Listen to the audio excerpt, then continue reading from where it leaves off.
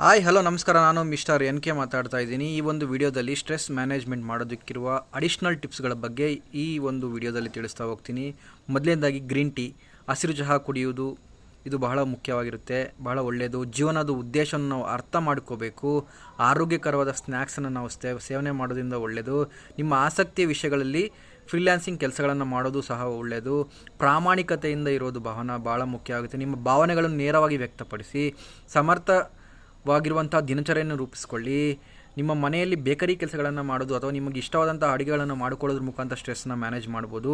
ಮತ್ತು ಆಧುನಿಕ ಕಲಿಕೆಯನ್ನು ಕಲಿಯೋದ್ರ ಮುಖಾಂತರ ಆನ್ಲೈನ್ ಕೋರ್ಸ್ಗಳಲ್ಲಿ ಭಾಗವಹಿಸೋದ್ರ ಮುಖಾಂತರ, ಮತ್ತು ರಸಪ್ರಶ್ನೆ, ನುಡಿ ಪಜ್ಜಿ ಅಥವಾ ರಸಪ್ರಶ್ನೆಗಳಲ್ಲಿ ಆರಿಸಿ ನೀವು ಭಾಗವಹಿಸೋದ್ರ ಮುಖಾಂತರ, ಅಥವಾ ಆಟದ ಮೈದಾನಕ್ಕೆ ಹೋಗಿ ಮೈದಾನದಲ್ಲಿ ಆಟವಾಡೋದ್ರ ಮುಖಾಂತರ ಕೃತಜ್ಞತೆ ಅಭ್ಯಾಸ, ಪ್ರತಿದಿನ ಕೃತಜ್ಞತೆ ಅಭ್ಯಾಸ ಮಾಡಿ, ಅದು ಸಹ ಒಳ್ಳೆಯದು. ಮತ್ತು ಆರೋಗ್ಯಕರ ಸಮಯವನ್ನು ಕಳೆಯೋದು ಸಹ ಭಾಳ ಒಳ್ಳೆಯದು.